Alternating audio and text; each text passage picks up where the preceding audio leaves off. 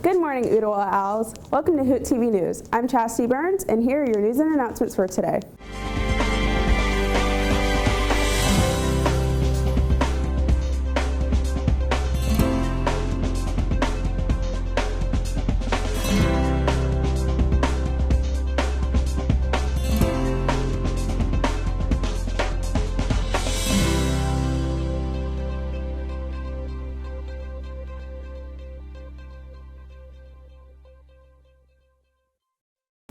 The cheerleaders are collecting organizing supplies for Chattanooga's homeless.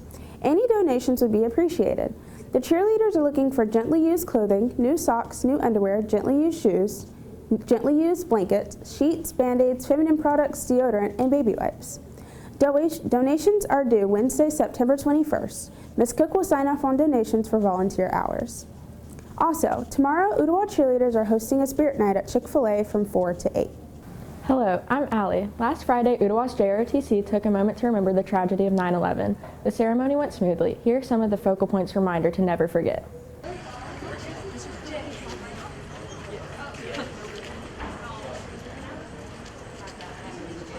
Sunday marks the 21st anniversary of the tragic terrorist attacks that took place on the 11th of September in 2001.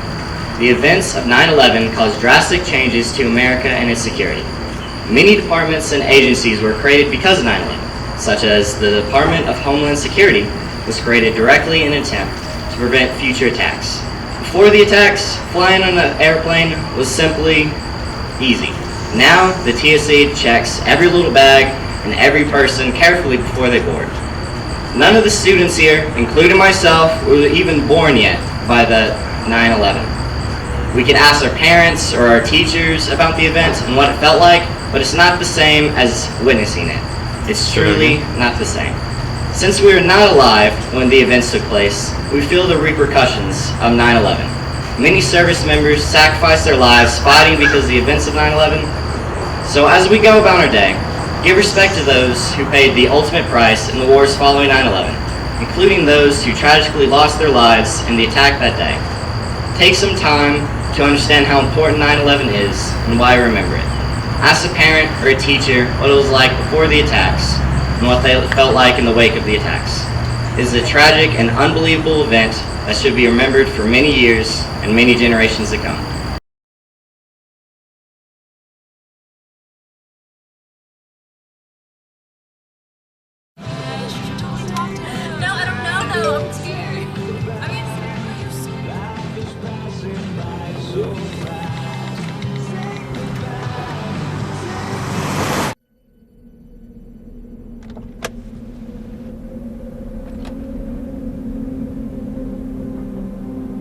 Do you know that you're in my lane?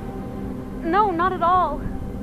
Are you not paying attention? Are you texting? I was just checking in with my mom. I was telling her that I thought we'd be home by 6. It's okay. There's enough time.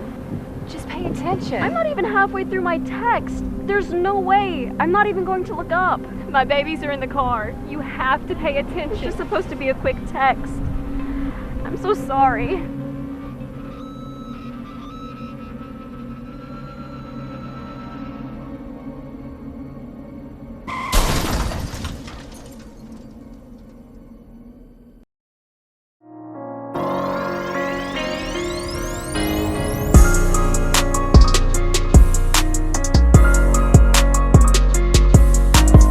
Back to School in Focus. I'm Bridget Llewellyn, and today I'm here with Mr. Jackson and Janiyah.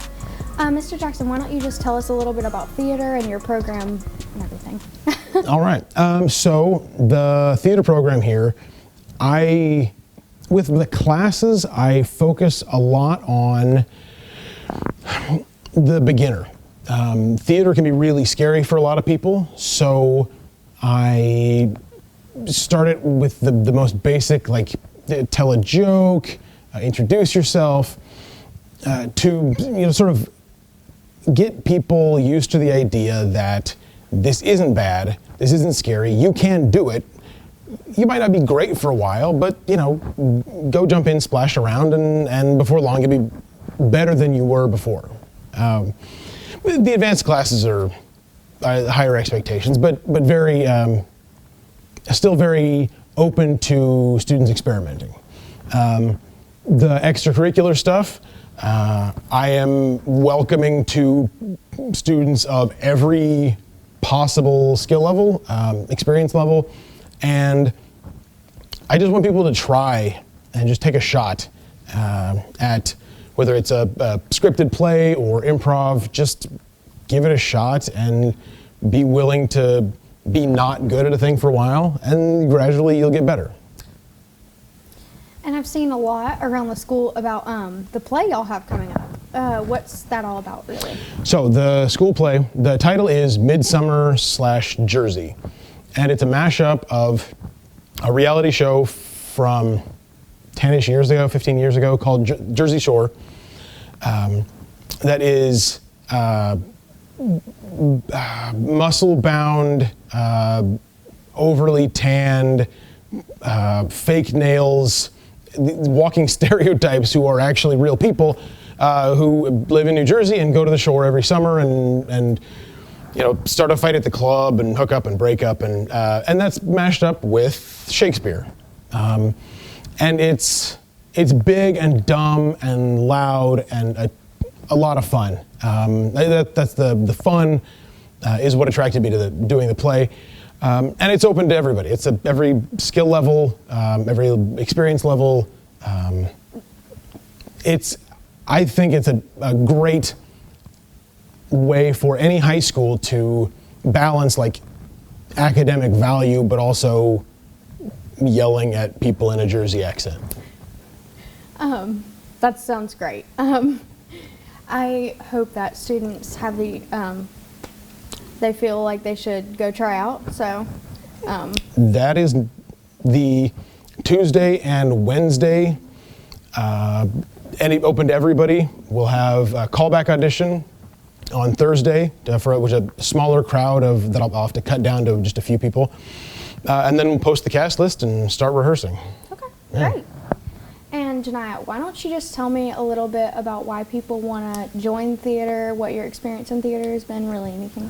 Okay, so 9th grade, I was in Theater 1, and there's literally no place for you to be nervous. Maybe at first, like me, I have social anxiety, so when I first went in there, I was scared to talk, but there's so many, like, he makes it so much fun in a way where, like, at the beginning, it's like a slow move to where you can just come in there, you try, you put your creative mind out there, and it's really fun because you in a environment where you can just be willing to do something.